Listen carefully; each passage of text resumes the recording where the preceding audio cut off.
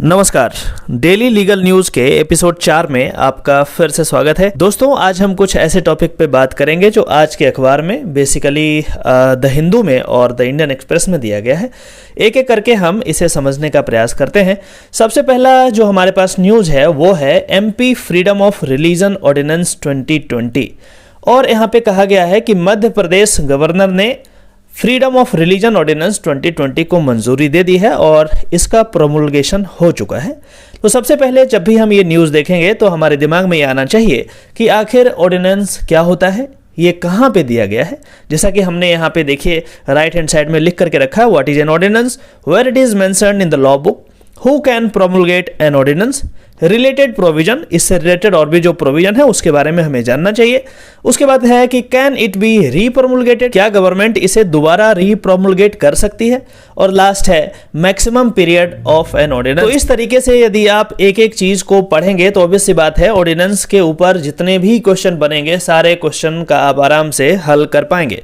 और आपके जानकारी के लिए मैं बताता चलूं कि यदि आप article 1 to 3 of the constitution of India देखेंगे तो यहाँ पे power of president to promulgate ordinances during recess of the parliament, article 1 to 3 में माननीय महामहिम राष्ट्रपति के पास ये पावर है कि जब पार्लियामेंट सेशन में नहीं हो तो ऑर्डिनेंस प्रोमुलगेट किया जा सकता है। इसके बारे में मैंने विस्तार रूप से एक वीडियो बनाया है, आप जाकर के आई बटन में इसे जरूर चेक करें, और पूरा का पूरा ऑर्डिनेंस के बारे में यहाँ पे बताया गया है, इसीलिए मैं दोबारा इसको नहीं कर रहा, आप उस वीडियो को जाकर के प्लीज देख लीजिए। ठीक उसी प्रकार से आर्टिकल 213 यदि देखेंगे तो वहां पे power of governor to promulgate ordinances during the recess of legislature, ये स्टेट गवर्नमेंट यदि कुछ लॉ बनाती है और यदि विधानसभा अभी नहीं है सेशन में तो उस सिचुएशन में माननीय गवर्नर साहब भी ऐसा कर सकते हैं। तो ये दोनों आर्टिकल को आप जाकर के पढ़िए, और जो वीडियो आई बटन में अभी क्लिक कर रहा है उसको जाकर के जरूर देखिए, तो ऑर्डिनेंस के बारे में जो भी और भी चीजें हैं वो क्लियर हो जाएगी। अगला जो टॉपिक हमारे पास है वो है आधार केस से रिलेटेड। आज एक न्यूज छपा है जिसमें कहा गया है कि supreme court bench to study Aadhaar verdict today. तो हम सभी जानते हैं कि आधार केस का वर्डिक्ट ऑलरेडी आ गया था 2 साल पहले। तो इसमें जो केस था, क्वेश्चन ये आ सकता है कि Aadhaar case is also non age, या फिर जो आधार केस है वो उसका पूरा नाम क्या है। तो उसका जो पूरा नाम है वो justice Puttaswamy retire and another versus union of India and others. तो ये जो चीज है इसको याद रखना है, आपको क्वेश्चन में पूछा जा सकता है। बेसिकली इस पर्टिकुलर जजमेंट में क्या हुआ, इसमें upheld the Aadhaar act, Aadhaar act जो था उसको अफेल्ड किया था माननीय सुप्रीम कोर्ट ऑफ इंडिया ने। और उसके बाद दूसरा जो इंपॉर्टेंट चीज हुआ वो इसमें कहा गया कि right to privacy was declared as the fundamental right, और इसमें कहा गया कि जो राइट टू प्रिवेसी है वो आपका मौलिक अधिकार है, फंडामेंटल राइट है, और इसे कोई भी व्यक्ति आपसे नहीं ले सकता, इसे सरकार भी आपको इस तरीके से वंचित नहीं कर सकती राइट टू प्रिवेसी से। तो 2 बेसिक चीजें हैं और ये काफी बड़ा जजमेंट है, आपको समय मिले तो जरूर आप गूगल पे टाइप कीजिए justice Puttaswamy retired and another versus union of India, तो आधार केस का इसमें आएगा।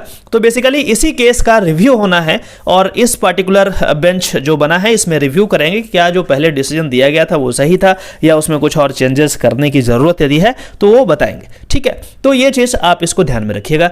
अगला जो टॉपिक हमारे पास है वो कहता है कि high court uphold arrest provision in CGST act for tax evasion.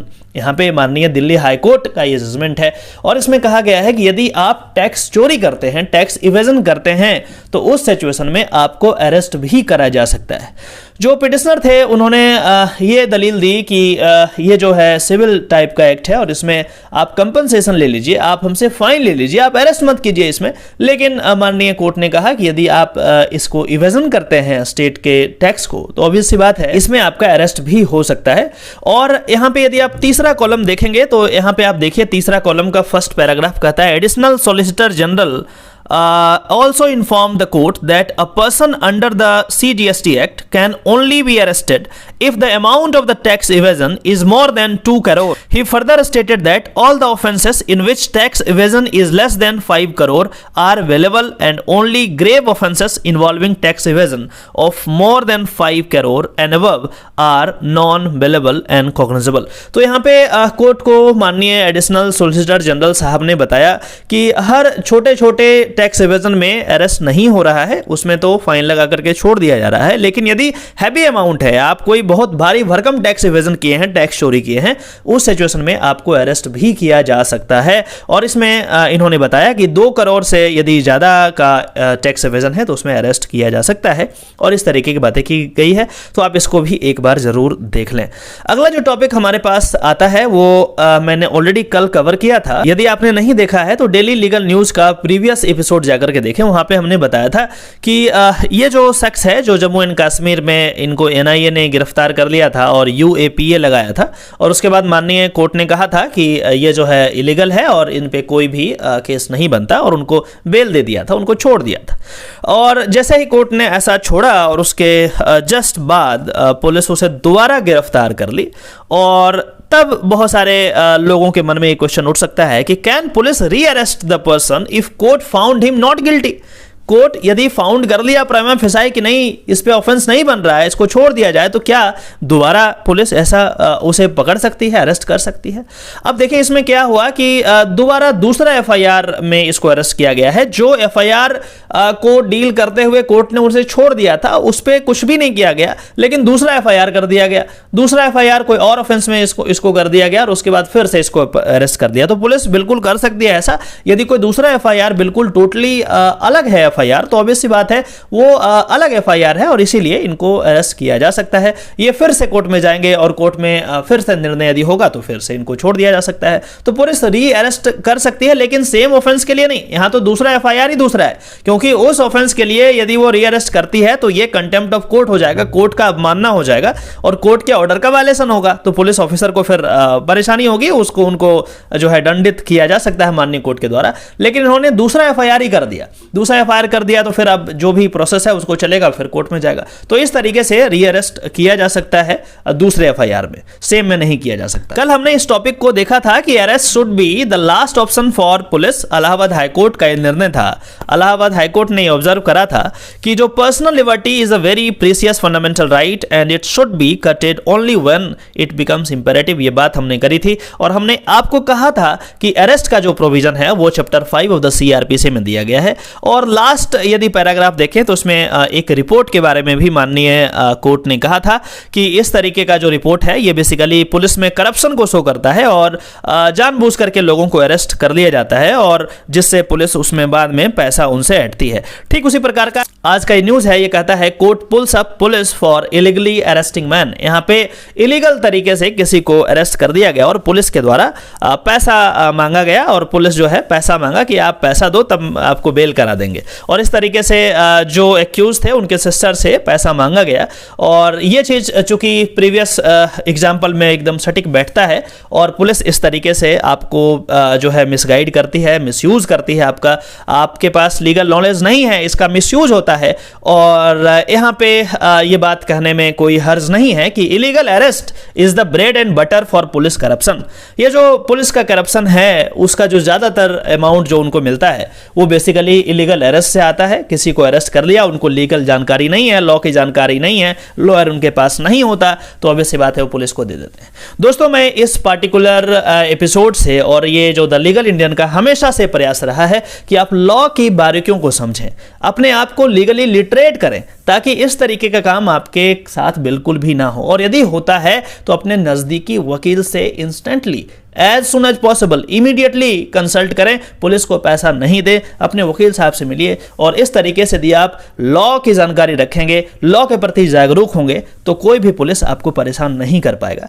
तो इस पार्टिकुलर मुहिम में आप लोग मेरा सहयोग करें, और इस पार्टिकुलर वीडियो को ज़रूर अपने दोस्तों में शेयर करें, व्हाट्सएप पे शेयर करें, जिस जिस प्लेटफॉर्म पे हैं वहाँ पे शेयर करें, ताकि मैक्सिमम लोग लॉ की जानकारी को समझ सकें। एक और जो इंपॉर्टेंट आर्टिकल आज द हिंदू में छपा है, और इसका नाम है central Vista executives caprice and rule of law.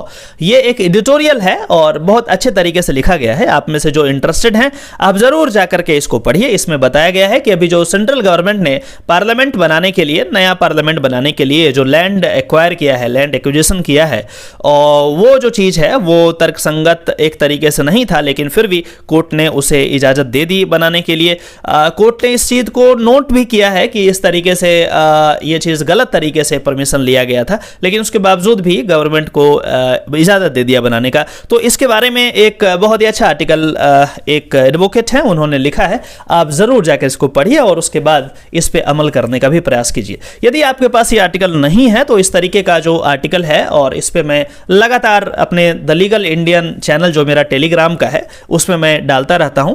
यदि आप लोग चाहें तो यहां भी जुड़ सकते हैं, और यदि ये सर्च नहीं हो पा रहा है उस सिचुएशन में आप मुझे नीचे दिए गए नंबर पे आप जरूर व्हाट्सअप करें, मैं लिंक आपको फॉरवर्ड कर दूंगा और उसके बाद आप वहां पे ज्वाइन कर लेना, ताकि जो रेगुलर अपडेट्स हैं मैं अपने फॉलोअर्स को मैं लगातार देते रहता हूं, तो ऑब्वियस सी बात है आपको भी इसमें जरूर मदद मिलेगा। तो दोस्तों ये एपिसोड यदि आपको पसंद आ रहा है डेली लीगल न्यूज का, तो आप जरूर मुझे बताएं, कमेंट करके बताएं, अपने दोस्तों में शेयर करें और इसी तरीके से आगे बढ़ते रहें। चलिए फिर से मिलते हैं किसी और टॉपिक में, तब तक के लिए नमस्कार, जय हिंद।